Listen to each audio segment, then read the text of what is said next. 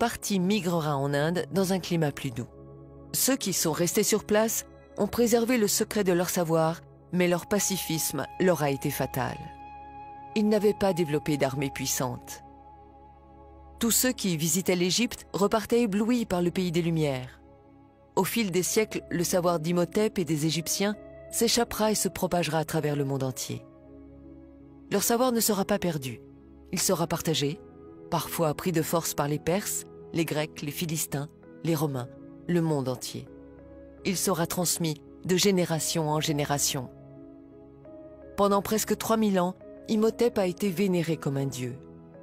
Des pèlerins venaient chaque année de tous les coins du monde jusqu'en l'an 350, date à laquelle Constantin décida de convertir tout l'Empire au christianisme. À partir de cette époque, les temples dédiés à Imhotep le prophète seront détruits et les prêtres massacrés.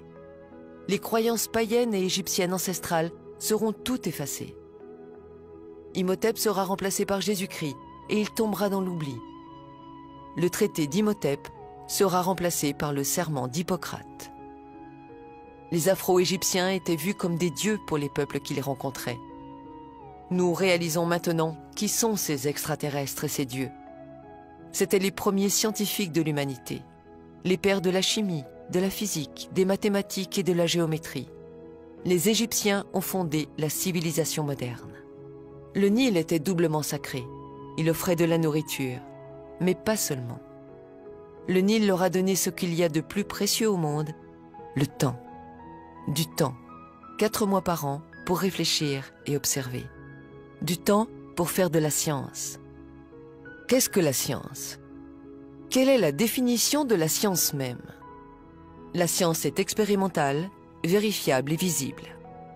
Des milliers de livres écrits, proposant chacun une hypothèse pour écarter les Égyptiens et mettre à la place une civilisation extraterrestre, Atlante, astronautes disparus ou des esclaves, c'est de la fiction, de la fantaisie et non pas de la science.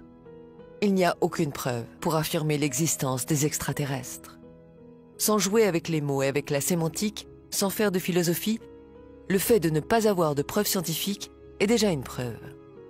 Depuis des milliers d'années, nous sommes seuls sur la Terre et nous le resterons pour longtemps encore, seuls, face à nous-mêmes. Ces théoriciens de l'ignorance et de l'obscurantisme appartiennent désormais aux poubelles de l'histoire. Les poubelles de l'histoire sont là, pour entreposer ces livres et ces théories. Il ne faut surtout pas les faire disparaître afin que l'humanité puisse se faire sa propre opinion. Croire que le développement et l'intelligence humaine soient venus d'ailleurs, c'est beau, c'est romantique.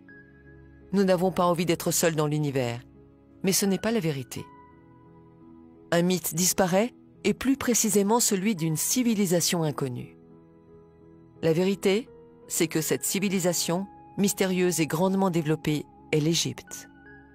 S'il y a une vérité obscurcie, c'est que cette Égypte est nègre. Ils découvriront l'énergie solaire. Sans l'énergie solaire, il n'y aurait pas eu de pyramide. Les Afro-Égyptiens ont découvert que la Terre était ronde. Et ils ont été les premiers à l'avoir parcourue et explorée de long en large. À chaque fois qu'une civilisation a été mise en contact avec l'Égypte, des temples ont surgi et elle a été propulsée en avant.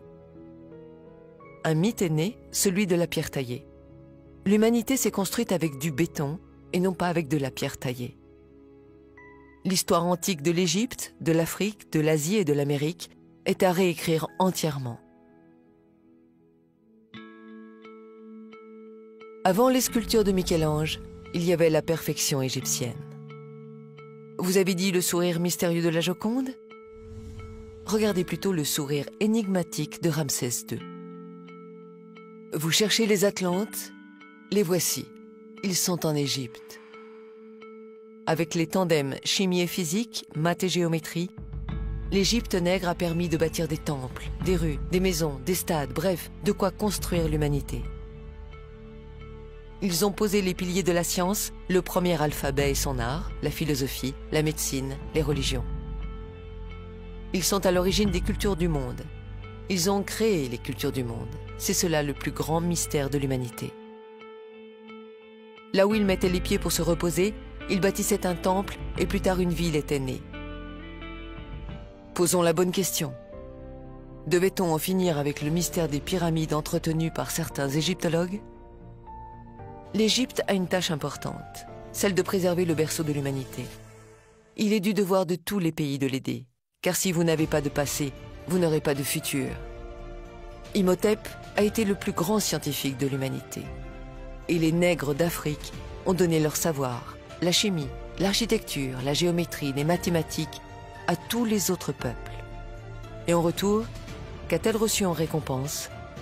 Des siècles d'esclavage, de souffrance, la misère, les massacres, et ça n'en finit pas. Le pillage et l'insulte envers l'Afrique continuent. Et si enfin on mettait tout en commun? Il est temps que l'humanité grandisse.